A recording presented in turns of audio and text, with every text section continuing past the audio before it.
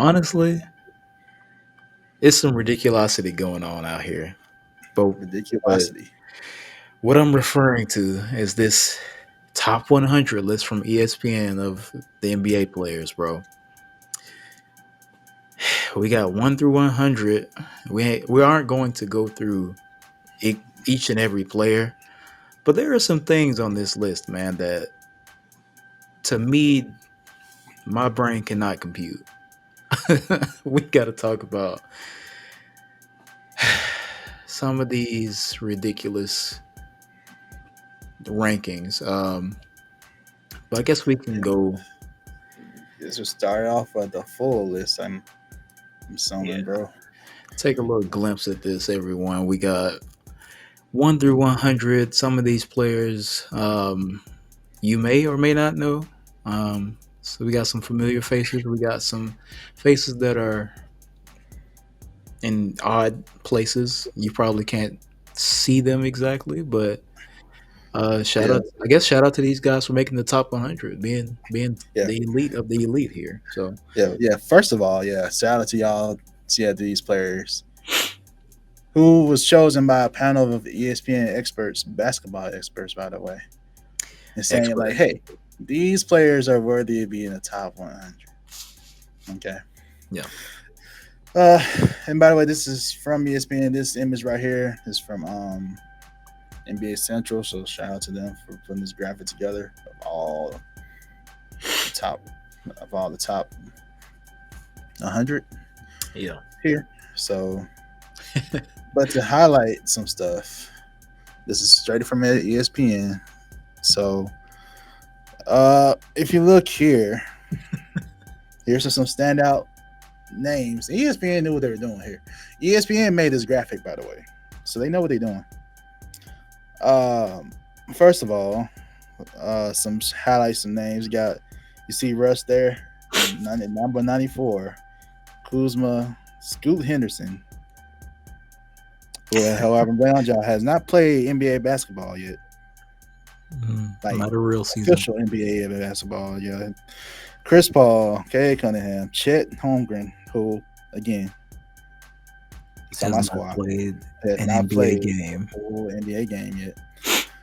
Austin Reeves, Zion, who I can also argue has played an NBA game in a couple years,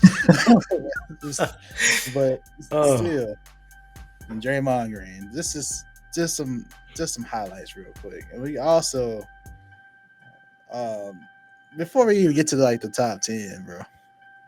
yeah. Let's Talk, discuss these this things. let's pause it right here a little bit, bro. Oh, I have Now, several issues, several issues with this image that I'm seeing. How do you put a former MVP, the only player in the history to average triple double multiple times, the most times? How do you put him as 94th on a top 100 list and you put two guys, not one guy, two guys who have top not 10. played in an NBA game before him?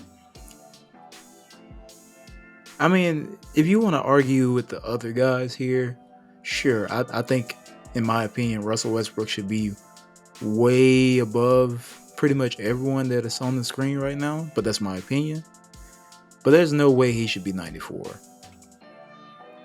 Or he should be ranked lower than, no disrespect to Chet Holmgren, to Scoot Henderson, to Cade Cunningham, even Austin Reeves. Like there's no disrespect to these guys, but really, ESPN, really 94th, really? You mean to tell me that there are 90 plus players above or that you think are better than Russell Westbrook? I highly doubt that. I highly doubt that. That's all I'm gonna. That's all I'll say for this portion. That's out of pocket, And by guys. the way, this is perspective. Like this is where they think they'll be for the season. By the way, Mm, like last year, 65 for us. Oh, now he's 94. I mean, I get it partially. Like, if you want to look at his last season, it wasn't the best. Obviously, we know that. But to say that Nah, he's but to based on how he ended the season in the postseason, and to say he's gonna be right there, that's kind of hard for me to argue, especially looking at some of these other players. You got Mike Conley ahead of him, and 93, Emmanuel Quickly, Josh Hart, John Collins, Robert Williams, Kevin. You're like, come on, bro. yeah, come on, guys. The impact that he has on We saw a the team. impact on that Clippers team. We saw it. Exactly. The impact he And has he's on with the the Clippers. team. I could say if he was still with the Lakers, I can understand because he had a bad season with the Lakers. Yeah. But his season with the Clippers was a very positive one to me. For Especially sure. how they ended it. Like, they were competitive. Absolutely. And it seemed like he really found something there. So I'm like, y'all tripping. Yeah. Yeah, I wholeheartedly disagree with his ranking here. And where I put him, I'll put some of these players in the more respectful positions. That's just me. Yeah. That's just me though. Yeah. I'm not saying he has to be in the top 10 or anything like that. No, I'm just saying that he shouldn't be at the tail end of the 100. Exactly. You can't put him in the middle. Like, he can't be in the top 50, maybe. Like, close to that part, close to that side. Like, he's now on the bottom tier of this. And the guy that I figured, like, I don't think I have this image up there though. I don't think I have it, but James Harden. Oh man. So if y'all gonna have Chris Paul 76, Russell Westbrook 94, James Harden had the best like ending to his season. I mean, he had that one good game, like in the playoffs, I think. Yeah. And then considering what's going on now, this is perspective. You really think, based on what's going on right now in Philly, that James is going to be, I forget the number though. I feel like it's like 30 something. I think it is 30, mid 30s, I think. It's somewhere in there. Yeah. Yeah, I have issues with this list. Man, but that's no disrespect to any other players. No, like, it's not. I think that, you know, looking at the guys we're looking at right now, 43. See, in that range, I was okay. They put Russ and them in that range because you got James Harden, CJ McCollum, Julius Randle, those tier players. I'm looking at this as in tiers. I'm thinking too. Like, Chris Paul, Russ should not be at that bottom tier. Yeah. At least Russ, 90. Come on, bro. 90, the very last tier. Come on, man. He should be at least up in the upper a little bit. Just a little bit. That's just my thing. Yeah, it's pretty wild, bro. That's pretty rough. Let's keep going, bro. Top 10. Now, some people might have an issue with this. I know we kind of talked about this a little bit before too, but I don't know. All right, so we got AD at 10, LeBron at 9 for so for our like non YouTube listeners, like, we got the whole graphic up here from ESPN Top 100, and these are their graphics, by the way. This is ESPN. That's why I want to argue, like, they knew what they were doing with Russ to put his name on that graphic. But anyway, there's a graphic here. Got AD at 9, LeBron AD at 10. Sorry, LeBron at 9, SGA at 8, Kevin Durant at 7, Jason Tatum at 6, Steph Curry and Luka at 4, Steph Curry is 5, Joel Embiid is 3, Joker is 2, and Giannis is 1. Yeah. and it provides you a little bit more context, I guess. Um,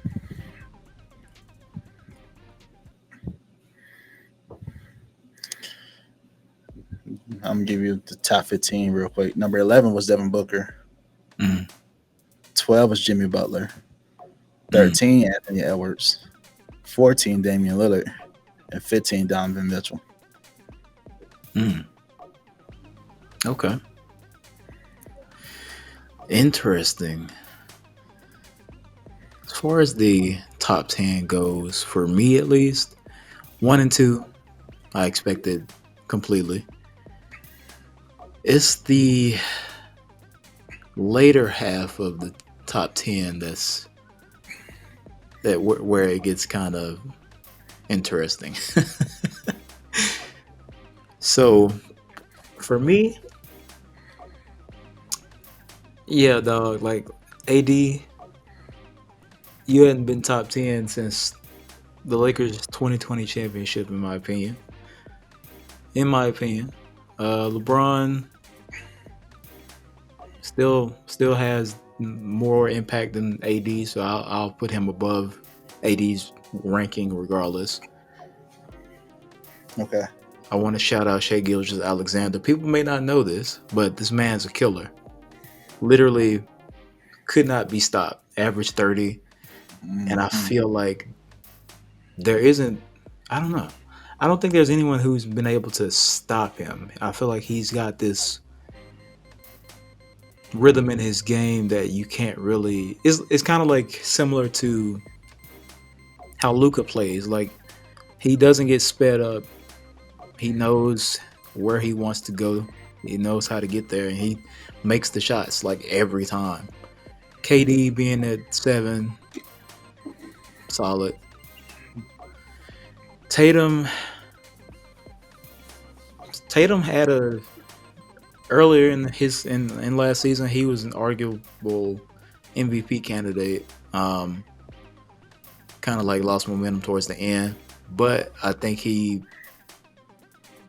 I don't know. I probably could swap that around. Steph, honestly, like Steph to Giannis is like, I agree. You agree with that? Yeah, but AD, nah. Easily. Yeah, man. So Yeah, my guy JB at 12. Gonna put him in the top 10 though. Just me. that's a fair assessment though. Jimmy Butler just led his team to the finals, and how he was playing the postseason. I can make an argument he could be top 10. I think he is top 10. I think it's just that statistically, Nah, I want to they're say, not I'm going gonna call to it look out. at Nah, it this is that what it way. is right here, bro. This is what it is. Bias. You know how many of those people probably just like LA bias, Lakers bias? Yeah. I'm pretty sure there's some bias in there.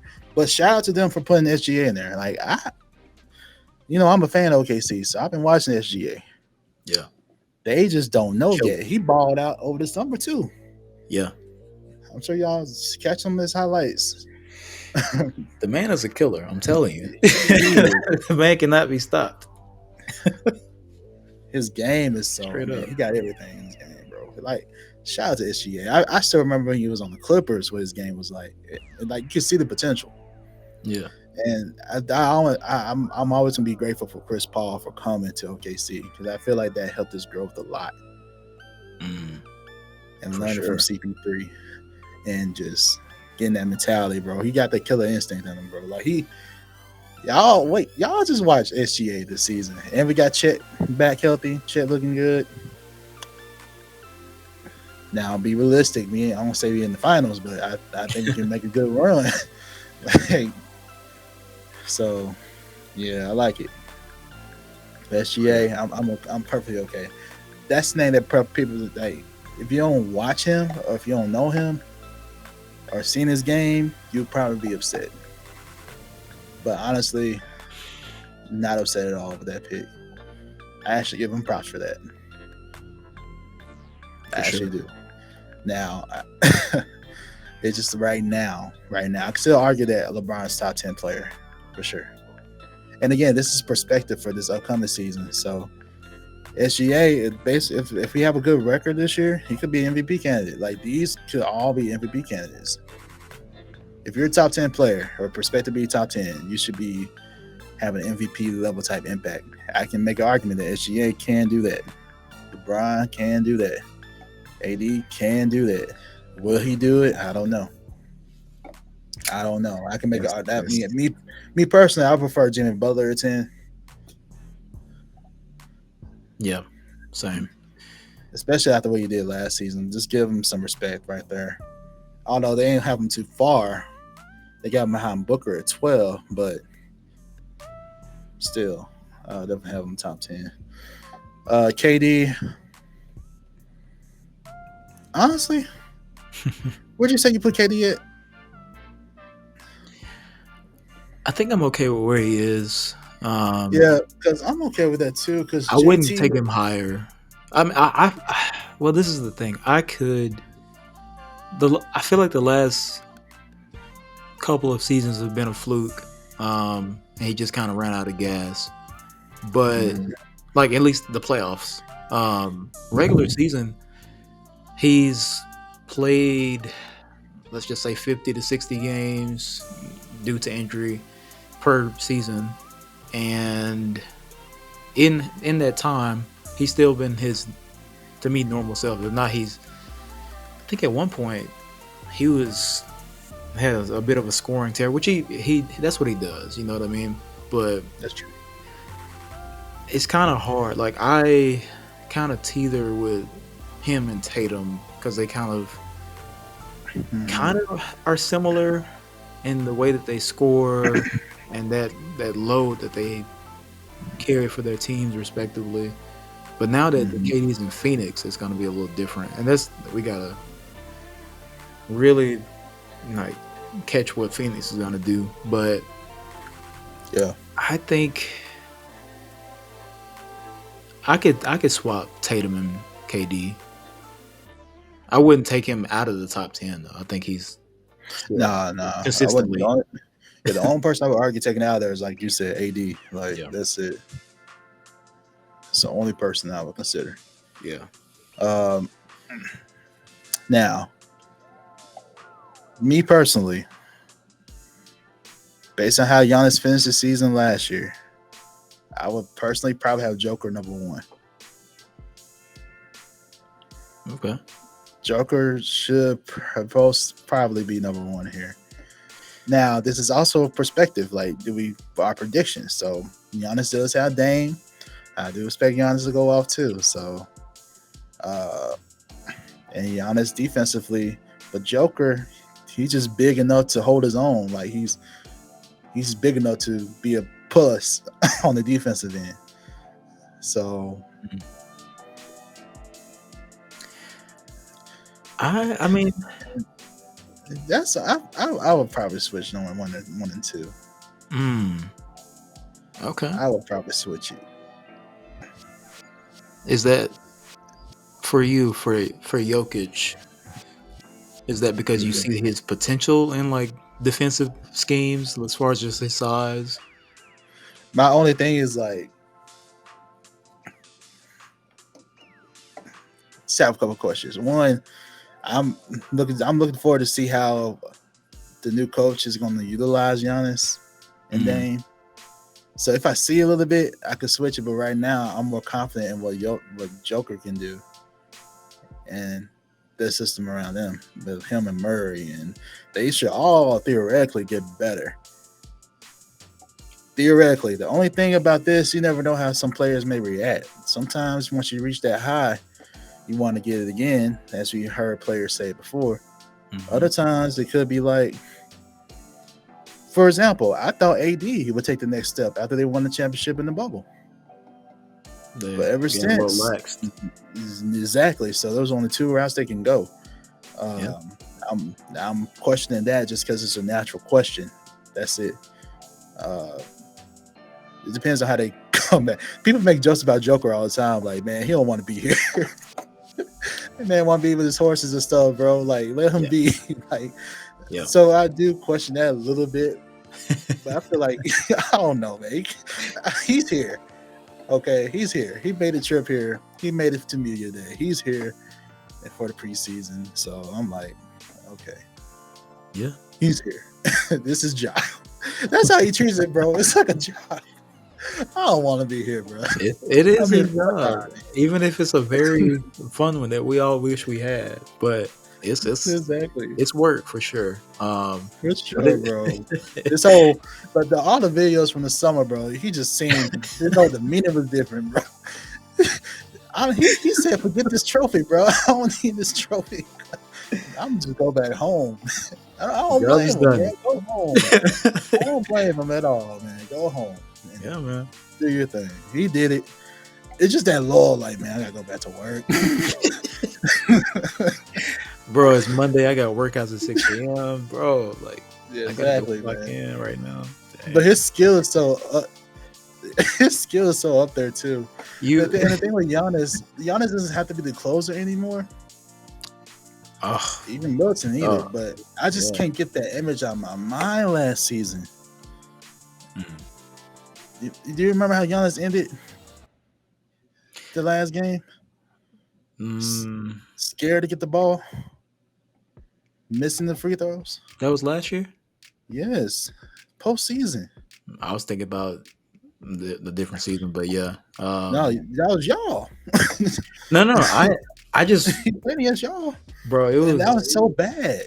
Yeah, he was scared. He caused a turnover. Remember, he turned the ball over. Oh yeah. Okay, now just because he didn't want to get the ball. Yeah, I was like, bro, what you doing? I was so disappointed by that because the Bucks were my pick. Yeah, so of course I remember. So yeah, how that season ended with Giannis and the play that he made. It's just a bad. It still sticks out in my mind a little bit. Yeah. Although it should improve with the addition of Damian Lillard, and you still have Middleton there, but yeah, man, he just lose some points with me as being number one. Yeah, and look how dominant Jokic was in that finals. So, and I know this is not just all purely based off last year, but I'm using last year's data to help me predict for the future. So, last time I saw Giannis, he did this. Last time I saw Joker, he did that. Last time I saw Jimmy, he did this. Like throughout the whole playoff run. So, I can honestly predict Jimmy being top 10. I can predict Joker being number one for right now, until I see new data, and I don't see new data yet. And I still question, based on summer league, Scoot looks good, Wemby looks good, Chet looks good, but I still remember other players playing really well. They shouldn't be that low. Russ shouldn't be that low. Not 90 something. That's dang near disrespectful. Anyway, before we move on, go ahead. This is what I'll say about at least the Giannis situation last year. To be fair, he had a back injury that kept him out for 2 games, missed half of the first game, so he probably wasn't. To be fair, and I mean, my team won, so I'm not like giving him. I know. I think we would have won regardless. But okay. To his point, to your point, the back injury may have just been a little too much to be able to come back from, especially since he sat out 2 games, and we know how Giannis is. He's had some tough injuries, like in 2021 when they won it, in that conference finals, he hyperextended his knee. I was like, there's no way he was coming back, and he came back and dominated. But he did. Back is different. Back knees, all of that stuff is very difficult. So I feel like if it kept him out 2 games and dealing with just like a physical team like the Heat, it's probably a lot on his body, having to be everything. And Middleton, I think, was not healthy. So no, he wasn't. Middleton wasn't. It was probably just too much to carry at that time. But I think that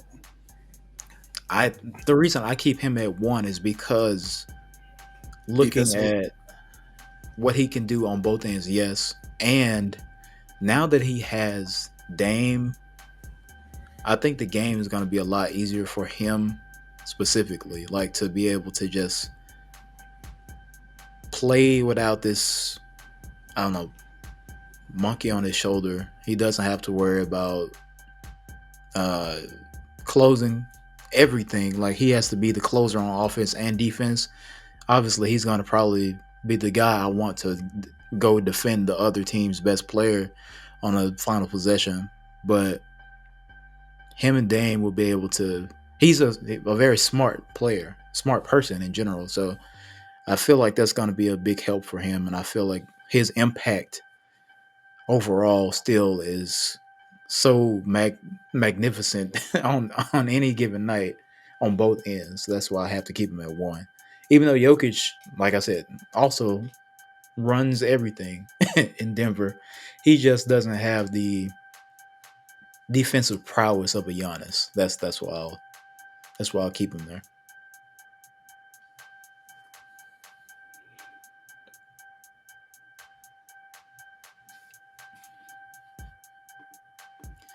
But we will see, man. So that's the top 100. And I think things will change over the course of the season once we get everything rolling. But yeah, AD, I hope he proves me wrong at least. Right now, I'm not taking him top 10. So, if y'all pay attention to like the top 5 in the NBA, all international players, man.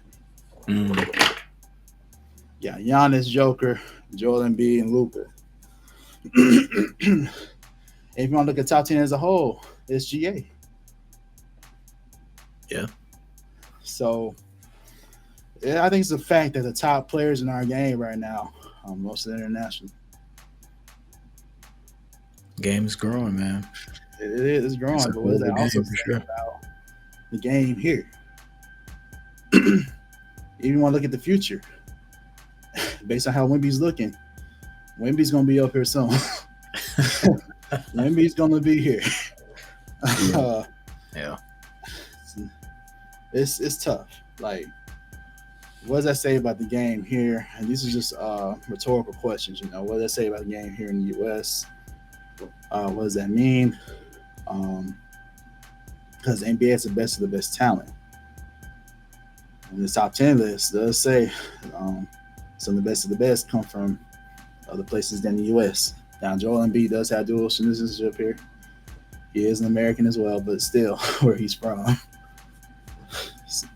He didn't grow up playing basketball in the U.S. It's different. Yeah. So has to let me question the game a little bit, man. Cause you have to. I got a few questions about it. Yeah. It definitely means something to know that the game that originated in this country is expanded and growing, and so many talents are just coming from all over the world now.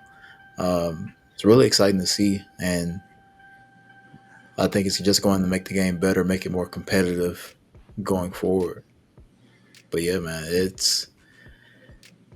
take this graphic a couple years ago, probably was not a lot of international players like it is now. For sure. So like, I'm not saying it's a bad thing for the game. I'm glad the game is growing and expanding, but just saying what's going on here, you know? Yeah. Like, what does that mean? You know, just some questions to think. Like, I don't doubt. Like, I'm glad that the game is growing, is in these different countries. Just going back to the finals, man. Going back to the viewership, whole country was supporting Jokic. You know, for sure. Watching early morning, late nights, supporting their player. So this is awesome. Dope to see. So yeah, just want to point that out because that's something I noticed, and it's like, okay, wow. And if we go back to MVPs, I know I made this point before too. Like, previous MVPs have been international players. Yeah. Joel Embiid. Before that, Joker. Before that, Giannis. A couple times. You got double times in there for these players as well. I can clearly see some of these players winning again. Giannis will always be in the running a for sure. candidate. Joker as well. He almost won last year as well. So Yeah. I don't know if the NBA would be back in the conversation based on how his season ended, but anything's possible though. So Yeah. just saying, that's something. But all right, ESPN, we see what y'all doing out here. Yeah, we see you. All right, basketball experts, and what do y'all think about the list? Were we wrong in our assessments of how some of these players should be ranked? What do you think about the top 10 at least? Would you change it in any way? Y'all can let us know in the comments if you watch on YouTube. Leave comments and reviews wherever you listen to your podcast. So, yeah, man. Let us know, guys. What do y'all think? For sure.